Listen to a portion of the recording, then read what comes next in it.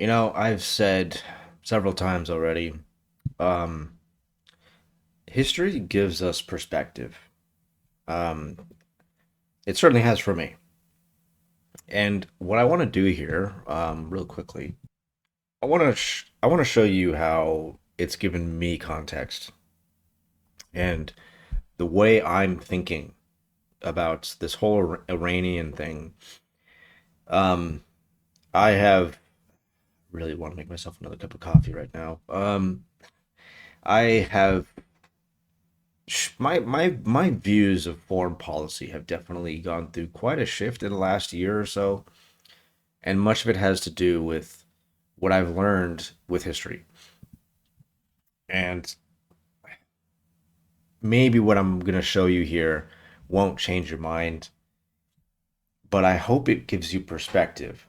Um, that this is not something that's really easy to solve. This is a difficult and complex issue. One of the problems right now that I am just seeing with so many people in this issue. I wonder if I can actually just blow this up, by the way. I can. Very nice. I'm just seeing with a lot of people this idea that we can just, I don't know exactly how to describe it. The only way I can describe it is that a lot of people are thinking as just average, everyday Americans who just engage in everyday drama, stuff like that. And um, when you are just like the rest all of us, you can you have that luxury, in many ways. Of course, that changes if you're a family man. Your actions do affect a lot of other people. And you have to think about that kind of stuff. You gotta be thoughtful in those regards. When it comes to running an entire country, that takes on a totally different meaning. Every action, especially every significant action, is going to affect millions of people. And you don't always get the luxury of, and I would say actually, you don't ever get the luxury of, the best case scenario. You just don't really get that. You have to weigh everything and make the best decision based on which sucky situation sucks less. That's just the way it is. I mean, like that. This is what I've been trying to get people to understand. We have our idea of what should be, what should happen. Like one of my friends I finally got some of my friends to engage me on this subject, and I really appreciate that. But he commented on one of my posts criticizing Theo Vaughn and his. I don't understand why we have to go to war with this foreign country. I don't get that. And I quoted that I shared that post, and then I talked about how this is the kind of ignorance that I'm talking about. This is the kind of ignorance that's going to get America killed. It's going to get more Americans killed. Um, because they just see this as simply the bidding of another country. And I don't believe that there is any significant evidence for that. I'm going to talk in another video about why I think that, and my thought process behind it, because I want at least you to understand where I'm coming from. Okay, I think understanding is really really important in these conversations. The more we understand, I think the we come to a point where we see each other, because like if you don't understand, it's easy to treat your people of contrary opinions as just idiots and morons. And I do believe there's some people who are idiots and morons, but I don't think that's everybody. I call people idiots and morons when they should know better and they don't, like Tucker Carlson, Megyn Kelly. And then there's other contexts like Candace Owens, who's just a freaking total idiot because she can't even pronounce certain words properly. especially when she portrays herself as this smart, intelligent black woman. But again, that's neither here nor there. Um, but for a lot of people, I think they're just genuinely ignorant in not a intentional way. They just don't understand a lot of these things. They don't. They're not. So they're not thinking about this as though you were Donald Trump yourself running a country. And what I want to do here, I want to show you something. I want to go. We're gonna do sort of story time with Uncle Chase, um, to show you how making these big decisions, even if you disagree, my hope is that you just kind of at least go, you know, it is a tough call. It's a tough call. It's maybe I wouldn't make that call. I would make some other kind of call, but you know what? Man, it's hard to say. It's hard. I hope we at least get to that point because my fear right now, guys, my big fear right now, I'm afraid that this kind of coalition that Charlie Kirk helped create is shattered and broken into a million pieces, and we on this side, as is the history of the people on the right, not just in America, but just through all of history, are just doomed to like the only reason we ever lose, guys, really, when you think about it, the only reason we ever lose is because we're constantly fighting each other. And that allows evil to get in and destroy things. World War One, which we're looking at a map about, is a prime example of people who should have been friends, because they all shared a common faith, similar heritage, and yet they destroyed each other. But okay, so this map right here, the map that you're looking at. Okay, let's get into this story time with Uncle Chase. In this map, and I'm gonna do my best to do this properly, but World War One is a complicated situation. It's difficult, but I'm gonna try my best here. So try to bear with me. Um, in this map, you have what sort of Europe looked like in World War One, essentially. A little bit different than what it looks like today, as you can see. So this is in, of course, 1914. This is right before World War One breaks out in August of 1914, early August, and the kind of yellowish colors are they represent the Allied powers, and then the sort of orangish colors represent the Central powers. Um, Now, some of this is kind of like, of course, you got the neutral countries, but some of this is kind of like, I mean, Great Britain. I mean, they became part of the Allies, I guess, officially. I guess after when the war started, I guess. But anyways, but I don't want to go into too much of the nuance. But excuse me, man. Um, so what happened in World War One? So um, Franz Ferdinand, Austria-Hungary's heir, is assassinated in Sarajevo. I believe it's right around here in 1914, June 28th, I believe, of 1914. He's assassinated by a Serbian nationalist, Gavrilo Princip, sorry. Um, and that causes outrage in Austria. Naturally, they're going to seek retribution for that. um, they want revenge on Serbia. Serbia has been a thorn in Austria-Hungary's side for quite a while. It's one of the Balkan states, and it's been growing and growing for the last several years, and it's becoming more and more nationalistic, which is problematic for Austria-Hungary. Austria-Hungary wants to expand into the Balkans. They just annexed Bosnia, which is kind of over here, I think. Still there today, actually, I believe. But the Ottoman Empire is collapsing, and as it collapses, it's losing control of all of these countries. And so Austria-Hungary is trying to kind of seize control of that. Now, the Russian Empire is not too happy with that idea. And in two situations during, I believe, the Balkan Wars, there's two Balkan Wars essentially. In those situations, Russia was kind of forced to back down from Austria-Hungary's aggression, pushing into the Balkans. Now, the interest that Russia has in the Balkans at this period of time is number one, it shares a common heritage with the kind of pan-Slavic people in the Balkans, like the Serbians. So there's commonality in that level. They share a similar faith, orthodoxy, and that kind of stuff.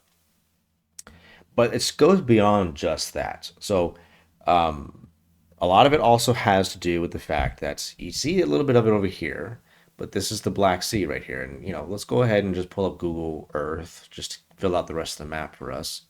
That map right there, what we're looking at is right here. Okay. And so, you got Serbia here, and yeah, there's Bosnia, and here's the Black Sea. Okay. So, yeah, going back to here, that's what this is. Now, the Black Sea, as we've talked about before in one of our videos already, we have the only access that the Black Sea has into global trade, essentially, into the Mediterranean Sea, is this little sliver right there, which is called the Bosphorus Strait. So Russia's ports here, because again, at this time, Russia owned all of this. I mean, today Ukraine has it. Ukraine's about to kick Russia out of Ukraine, by the way. But that little sliver right there, when Russia has this in 1914, is key for Russia's access to the Mediterranean Sea. If Austria-Hungary successfully annexes and takes over the entire Baltic states, that basically means a potential enemy controls this right there. And that is a big no-no for Russia. But again, like I told you, 2 times already in recent past, Russia has been forced to back down against Austro-Hungary's aggression and push into the Balkan states. So you got two times of that happening. Now that is significant because, and you may not think it is. Why would that not be? Why would that be significant? Well, with countries, there's this kind of thing called prestige. I know a lot of this, by the way, by playing Paradox games, grand strategy games. I've learned a lot of this from playing these games, but also studying history. But in prestige really kind of is your credibility as a country. The higher your prestige, the more you are credible you are. That kind of stuff. But the lower your prestige, and unless people kind of take you seriously, the less interested people are in you and your country. Your prestige takes a hit whenever you say things like, "Hey, Austria-Hungary, you better stop that," and then they kind of go, whatever, and you don't do anything. Your prestige takes a hit, and that affects how Russia is portrayed. Because if you're gonna back down 2 times, when Austria-Hungary makes aggressive pushes, sometimes in many cases military pushes, and you don't do anything, you're sending a signal to your enemies, to your rivals, that you're not going to do anything. And they can just keep going, and they can keep going, and they can keep doing whatever they want. You won't do anything. So that's problematic for any country. In this case, it's Russia. So we have that situation going on there. After the assassination of Franz Ferdinand, Austria-Hungary now wants to take significant decisive action against Serbia. They basically want to knock Serbia out, just totally knock it out, and I guess tear it apart, you might say, and annex the whole place. And that, once again, Russia is basically going to put a line in the sand. But again, they've backed down twice already. So Austria-Hungary is kind of thinking, yeah, they're not going to do anything. They won't do anything. Now, before I continue on to that, I need to mention this. France. Okay. I should have started with this. See, like I told you, I'm going to be a little bit all over the place here. France is very important in this story. Before World War One, you have the Prussian Franco-Prussian War in 1870. No, 18. It ended. I know it ended in 1871 in the Hall of Mirrors in Paris, the official formation of the German Empire. So that's when really today's Germany was formed. Now, of course, it was larger back then than it is today, but there you go. The defeat of France lost France. Obviously, the war is a humiliating war. It was the destruction and end of the French monarchy forever. It's been a democracy ever since. And as sort of final humiliation, they lost this right here. This basically this sliver of land, which is kind of this is called Alsace-Lorraine, Alsace and Lorraine. These are two kind of provinces that France lost in the Austro-Prussian War. No, no, the Franco-Prussian War. I was like, wait a minute, that didn't sound right. The Franco-Prussian War. And the Franco-Prussian War was basically conceived by then Chancellor Otto von Bismarck. I believe Bismarck was Germany's greatest leader ever, who ever existed, at least in the modern period. Which again is probably ever because Germany didn't exist until the modern period. But I Bismarck was a true German statesman. I mean, a mastermind, and he kind of just sort of like what happens with a lot of people when they get older. They just kind of lose it a bit. But anyways, that's much later down the road. Uh, Bismarck kind of made the war start, and then he finished it. And um, I don't know if it was his decision, by the way, to take Alsace and Lorraine. I think that was somebody else's decision, from what I've read. Because Bismarck's interest in starting war with France was to unite the rest of the German states. They were all divided and bring them into the German Empire and create the German Empire. That's all he wanted to do. Um, and then from there, after that, he works to try and create and maintain peace. But Bismarck understands in order to maintain peace, he knows that France is very angry at what Germany did, now Germany, but then Prussia did to France in the Franco Prussian War. They're going to want retribution. They're going to want Alsace and Lorraine back. So, what Bismarck does is he basically decides okay, I need to form a new alliance because we have the German Empire now. We have an empire for the German people. We've finally united them.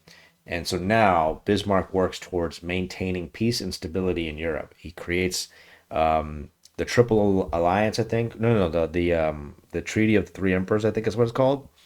And the Treaty of the Three Emperors essentially is the German Empire, Austria-Hungary, and Russia.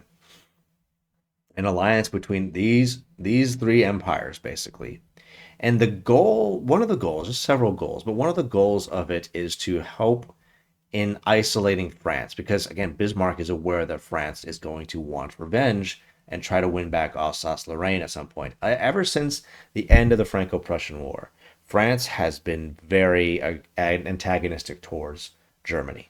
Okay, ever since then, up into World War One, they've not been friends. Okay, um, and so Bismarck is working to basically keep France from doing anything funny. He tries to his a lot of his work and his effort is to keep France isolated, so as to discourage them from ever attacking Germany again.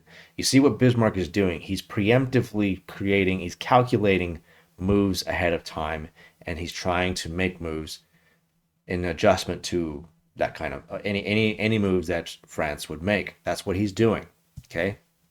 So that's kind of important to understand in the lead up to World War One, because right before World War One breaks out, and actually during the what's called the July Crisis, right after Franz Ferdinand is assassinated, the July Crisis is the so Franz Ferdinand is assassinated at the end of June 1914, and then after that is July. All throughout July, these powers, all of these powers, are frantically trying to figure out how to deal with the situation and the tensions that are escalating throughout the entire month until at the very end it explodes. Um, anyways, but during that period, France starts making friends with Russia. They want to make allies with Russia. Now, why are they doing that? Why is France making an alliance with Russia? Well, again, because um, for France, this is about Germany. This is mostly about Germany. I mean, it is a little about Austria, but it's mostly about Germany. France wants to keep the German Empire First of all, they're kind of afraid of Germany a little bit. You know, they're trying to contain the German Empire because there's this big fear around this period of time. There's almost Germanophobic, sorry, germophobic, but Germanophobic sentimentalities in Europe at this time period.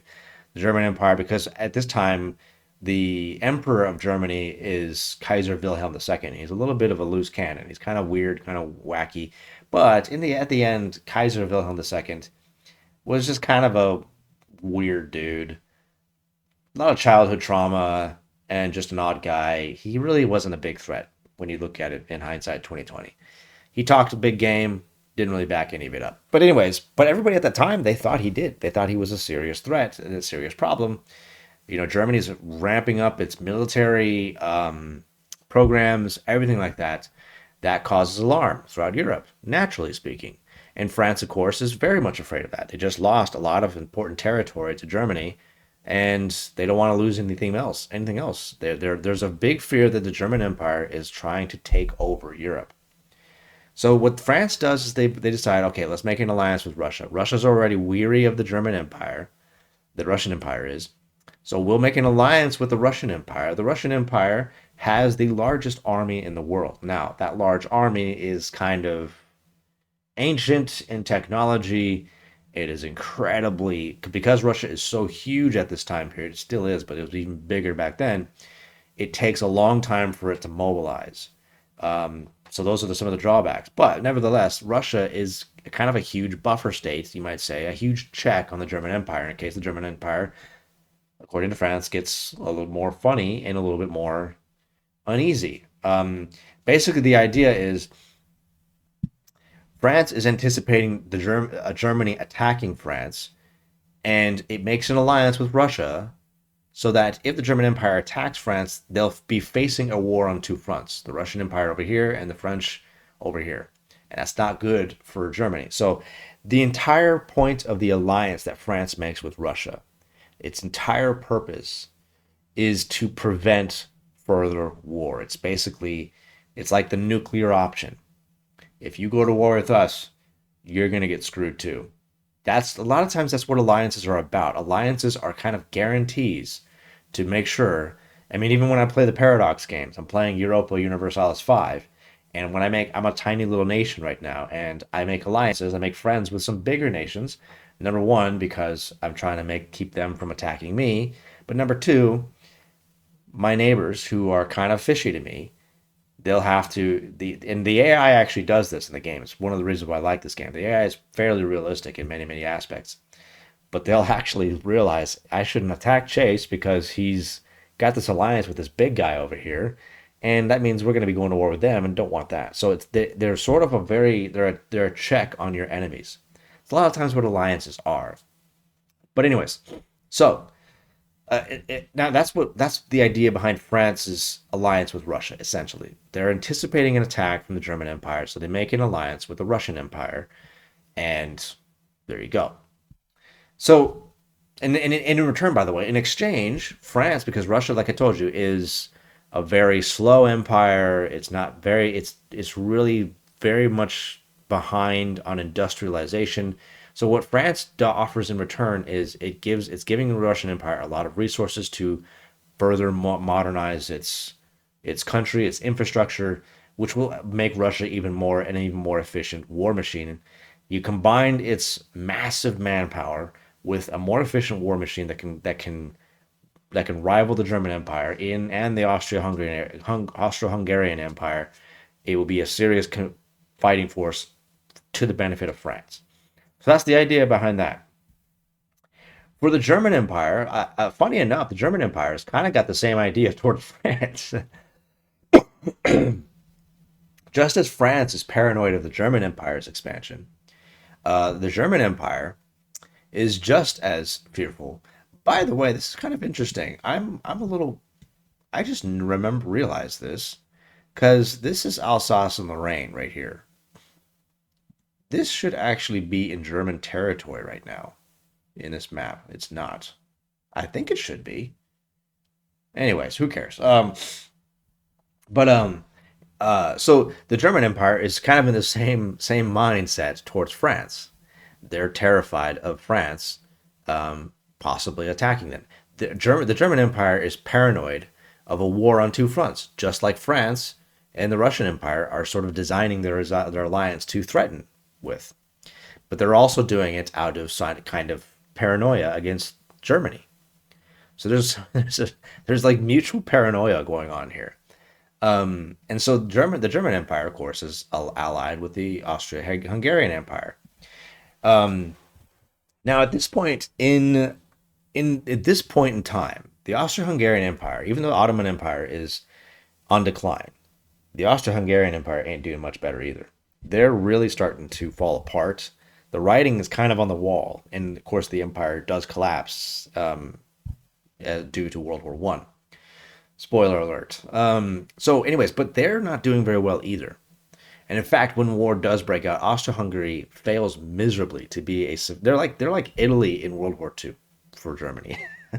They're just a totally useless ally, and Germany's constantly having to bail them out when they get in serious trouble. They Austro-Hungary, when the war started, they invaded Serbia, this tiny little bit of land, and this big old place got embarrassed by these guys right here and forced back into Austria.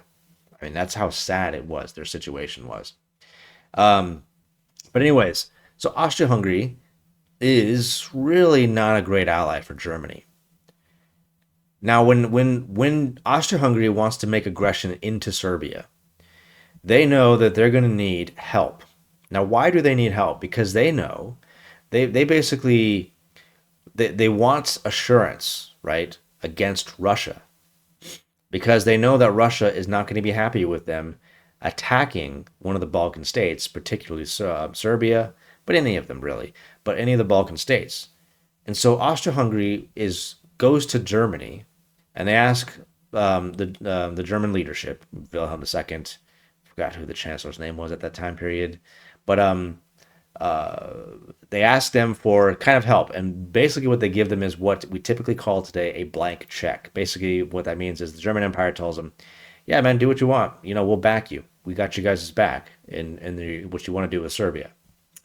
And the one of the reasons why Austria-Hungary is doing this is because they want to guarantee that Russia wouldn't try anything, because if Russia tries to interfere in Austria-Hungary's attempt to take out Serbia or get retribution for the assassination of Franz Ferdinand, the German Empire will keep them in check and will keep Russia from ever thinking about even going to war. Again, these are designed as deterrents. All these alliances, they're designed to deter war. That's what they were meant to do. Of course, they did the exact opposite, because of course no one's thinking in their calculations what happens when they attack anyway. But anyways, so that's the idea. That's why the Austria-Hungary is hoping Germany will back them. Germany says yes, we'll back you guys. Do what you got to do. Now you might sit here and think, maybe you're thinking, as I thought once before, the Germany, Austria-Hungary turns out to be way more trouble than it's worth, because when you think about it, it's the fact that the German Empire gives its guarantee to Austria that kind of makes things blow up as they did. Like, imagine if Austria-Hungary did not have an ally with Germany. Russia intervenes, takes out Austria-Hungary. And there you go. And if Germany wasn't allied with Austria, they would have no obligation to Austria. And so they could just let Austria take a really big hit from Russia, get embarrassed, and that would have been it. So why did Germany ally with Austria-Hungary, considering how unreliable it was? Here's again where you got to think about this as one of the leadership of Germany. Remember, Germany is terrified of encirclement by France, who hates them already. Belgium's very, very suspicious of Germany. And Poland wants its independence. The Russian Empire is very weary of Germany. Great Britain is they're trying to make friends with Germany, but these are all very, very suspicious of Germany. Germany feels encircled. And so if Germany decides to cut ties with Austria-Hungary and say, these guys are too much trouble, that might, for the German people or the German leadership, that could signal to their enemies like France and Russia, hey, the German Empire is vulnerable. We can go ahead and just hit them. They don't have any more friends left. They don't got any friends. So Germany feels obligated to stick by the Austrians because they're their only allies. If they don't have any allies, they're isolated. So that's one of the reasons why they can't leave them. They have to support them. They have to support their one allies. And they're betting on, we'll keep the Russians in check. You guys do what you want. So, all right, that's kind of the situation that we're dealing with here. Now, what happens? So, what basically happens is Austria-Hungary, they send this ultimatum to Serbia, and it's the ultimatum is designed for Serbia to reject it, and then of course, if they accept it, they'll get utterly humiliated. That's basically the idea. Now, Austria-Hungary has none of their plans involve a Russian intervention because they just don't think Russia's actually going to do it. Because again, remember, they backed down twice. Now with Germany backing them up, there's no way they're going to get involved. But that's not what happened, as you can probably tell. So what basically happens is, to cut a long story short, because there's a lot of intricate stuff that happens in between all this, but Russia starts really showing signs that it's about to mobilize as Austria-Hungary becomes more and more aggressive. And I believe, if I remember the timeline correctly, Austria-Hungary declares war on Serbia. That gets Russia amped up. The funny thing is, Austria-Hungary has still not even mobilized yet. Even when it declares war, hasn't really even mobilized. The first country to mobilize was Russia. Russia mobilized first. Now, it's considered a partial mobilization, but that doesn't really matter. The fact that Russia begins to mobilize its troops and begins, basically when you say mobilized, it means they're getting them all set up and they're all moving towards the front. They're getting ready to invade Austria. That's what mobilization means. When that happens, Germany basically, first Germany tries, they send desperate telegrams to the Russian Empire demanding, Kaiser Wilhelm II is demanding his cousin, Emperor Nicholas II, saying, you have to stop. Do not mobilize. If you mobilize, the reason why they're saying this, because for the German Empire, if Russia mobilizes, they're going to be forced to mobilize. First, to protect their friends, their allies. They cannot let their ally fall. The fear is that if we let Austria fall, we will be completely surrounded. There will be no one coming for us, and we're doomed. They have to protect their friend. So Russia mobilizing triggers Germany, and they send kind of one more last desperate, you have to stop this. At the same exact time, they're also sending messages to France to basically demand that France, if something crazy happens, we are demanding that you declare neutrality. So they're basically ordering France to revoke their alliance with Russia. That's what they're calling them to do. Now, why are they doing that? Because Germany they realize the threat. If they don't deal with France, if the German Empire mobilizes against the Russian Empire, they only focus on the Russian Empire, France can just come right in through here and just decimate Germany. Can do cause serious problems for Germany, and it would probably collapse. So at the same time that they're ordering the Russian Empire not to mobilize, to stop mobilization, they're sending orders to France to declare their neutrality. Now, if you're looking at this as just a normal civilian, I remember being puzzled by this. Like, why are they sending this stuff to France? I don't understand this. It seems like all of this is over here. What's France got to do with this? But once again, looking at getting perspective, actually seeing what the actual situation was, made me go, oh, now I get it. Now I see what this was all about. It's a horrible tragedy, not discounting that, but what I'm trying to say is there were reasons for their actions. Every time these guys are making decisions, they're trying to preemptively decide. They're calculating what their opponents are going to do, and they're trying to act. They're trying to stay ahead of them. So, for example, when Russia mobilizes, Germany has no choice but to mobilize. They have to. And it's really naive for us to sit here and armchair quarterback this as normal civilians who have never been in charge of a country or an empire before to just go, why would they have to mobilize? Like they haven't attacked anybody yet, so why? That's such naivety. That's just naive thinking.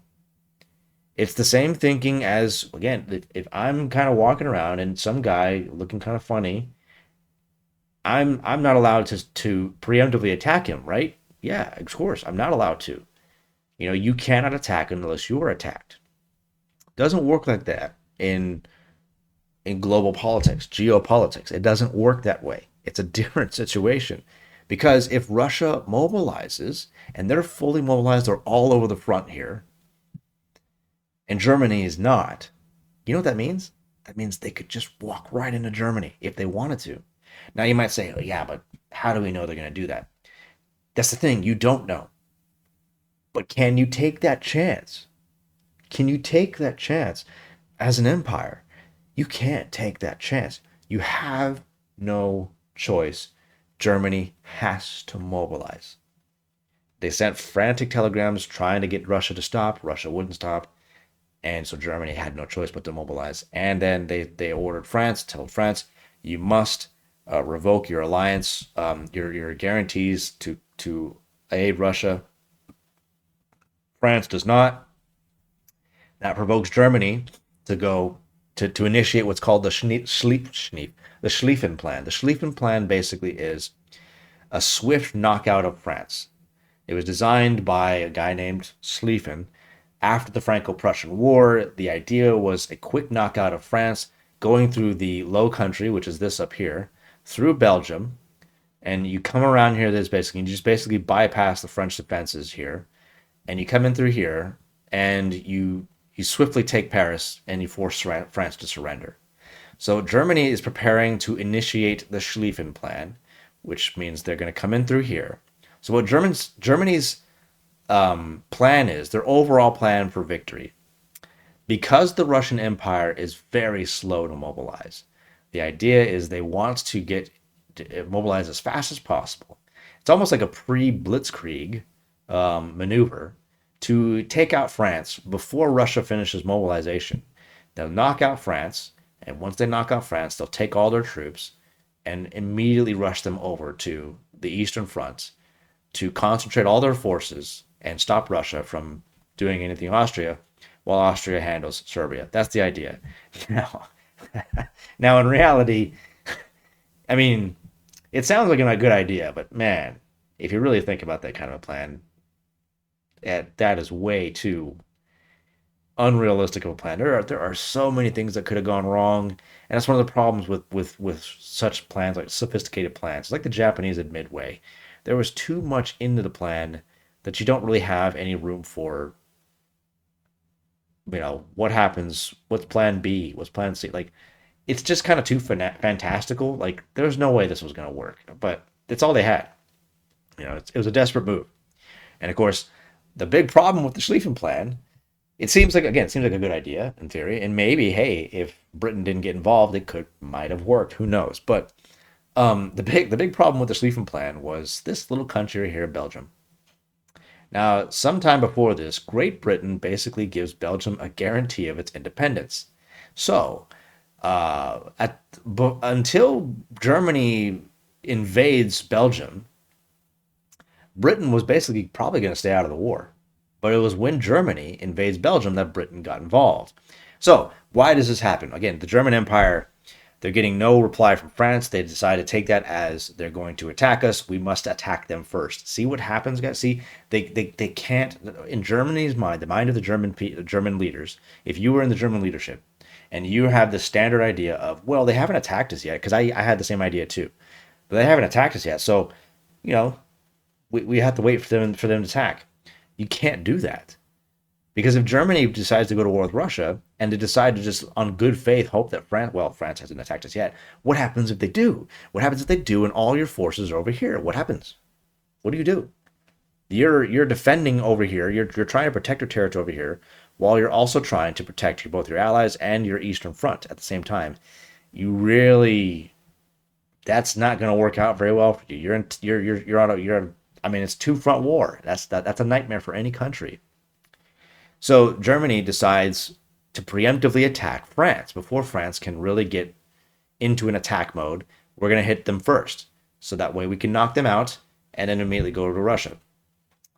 Now, why does Britain have of a guarantee for Belgium? Well, there's a couple of reasons, but one of the guarantees is Great Britain has this kind of idea of balance of power, and the German Empire is the balance of power is basically the idea that to maintain stability in Europe, we have to make sure no single European power becomes too strong for the other ones to basically bully them or swallow them up.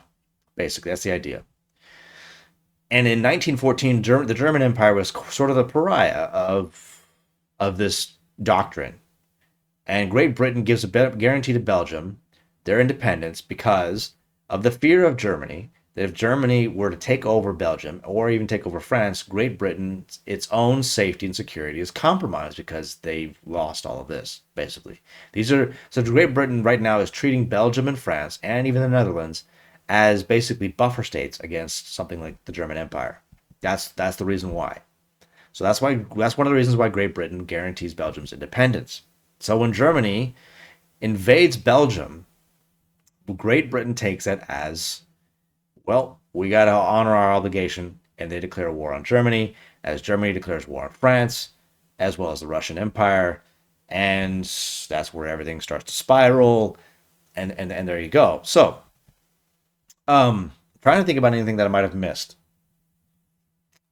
but I think that's basically everything. That's kind of basically the idea of what happened, how this all broke out. But what I want you to understand with all of this, because you might be sitting there and going, man, couldn't it have been avoided? I think it could have. I think it absolutely could have been avoided, personally. There are ways it could have been avoided. Better communication. The contrary to popular belief, the emperors themselves, the big leaders, didn't actually want to go to war with each other. Germany and the Kaiser Wilhelm II, Nicholas II, they were good friends up until this point, and they were trying desperately to stop war from happening. Much of it is their own cabinet members with bad information, thinking that they were going to come under attack and they had to attack their enemies first. Basically, that's kind of what it basically was reduced to. The emperors themselves had good faith in each other that they're going to fix this, they're going to solve this, they're going to make this work, where everybody's going to be okay.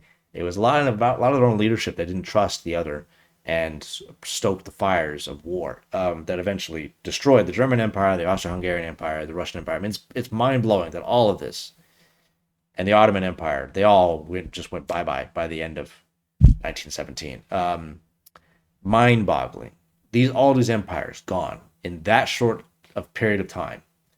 So, but you might be thinking that, right? You might be thinking, it's so insanely stupid and ridiculous, but you have to understand it from the perspective of each of these countries.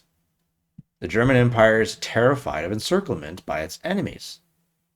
And France now is making an alliance with Russia. Encirclement. They're like, it's coming true. We're getting encircled by France and Russia.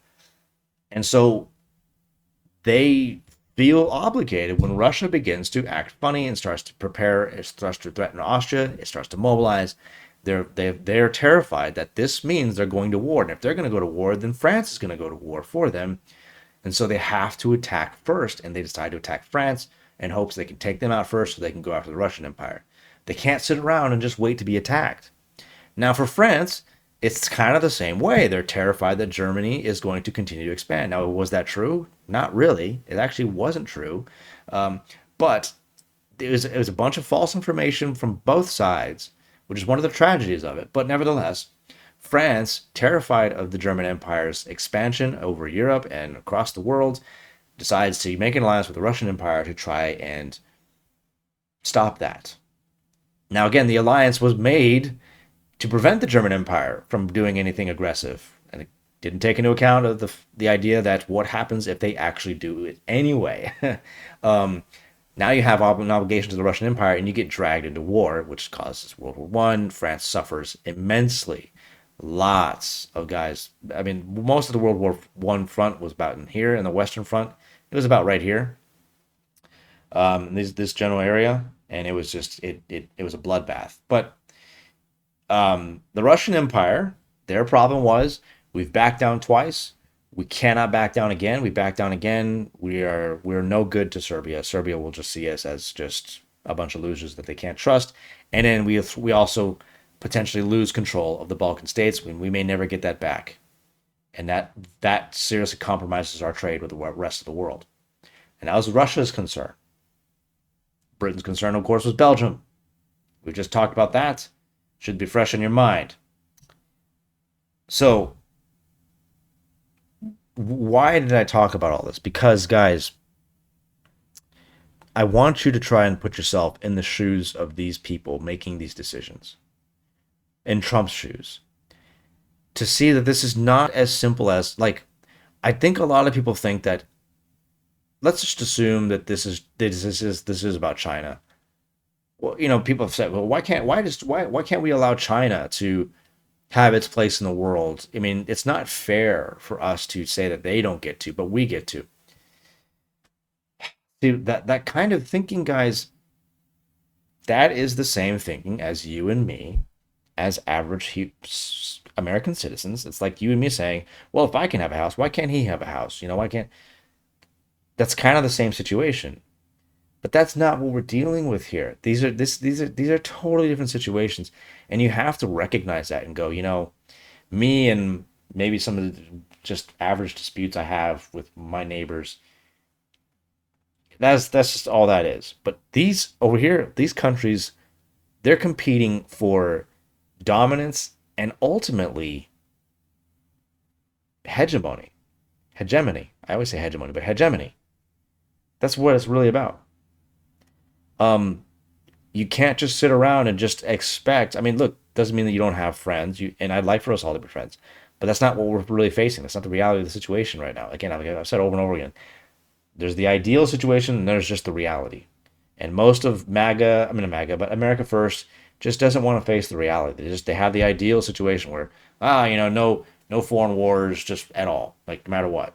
And unless they attack us, of course. And, the Dave Smith, I heard that Dave Smith, I don't know if it's true, but I've heard Dave Smith basically says, we shouldn't attack anybody unless they attack us first.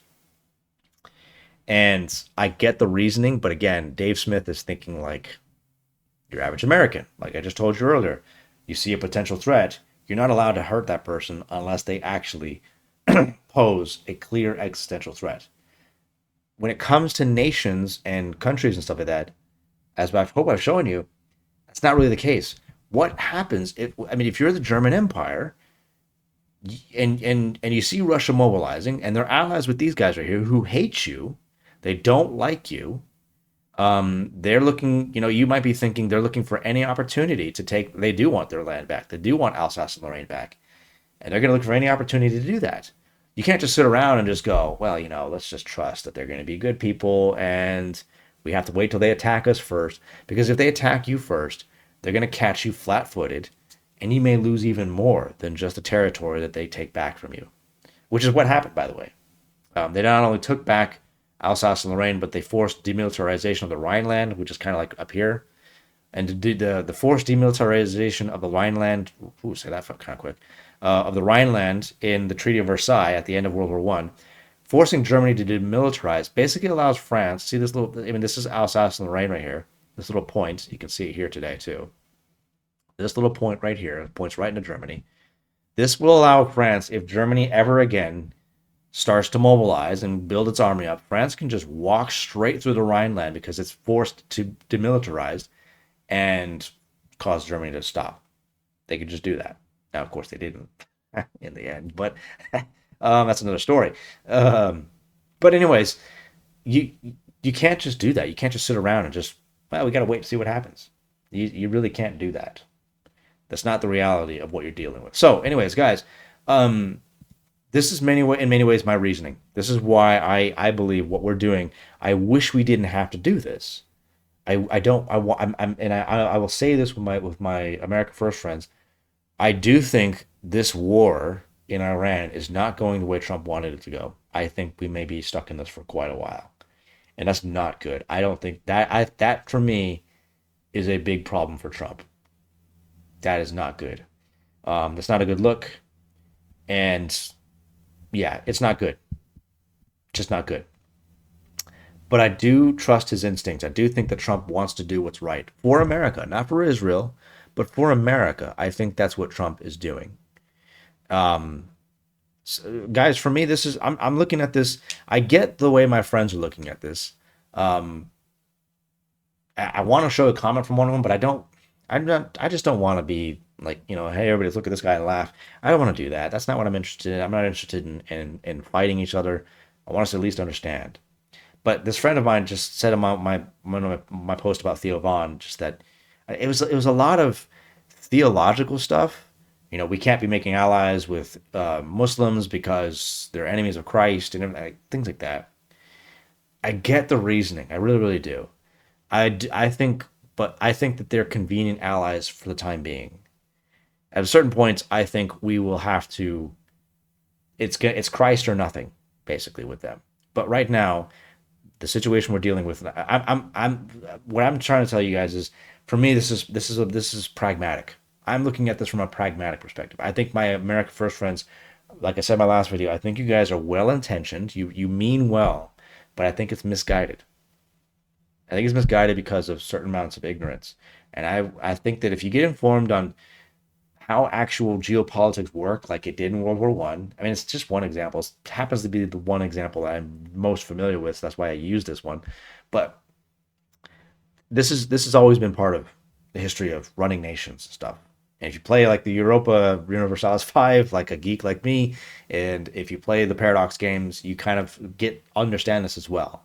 Why this kind of stuff is important. You have to be constantly ahead of the game. You can't just sit around and wait for something bad to happen.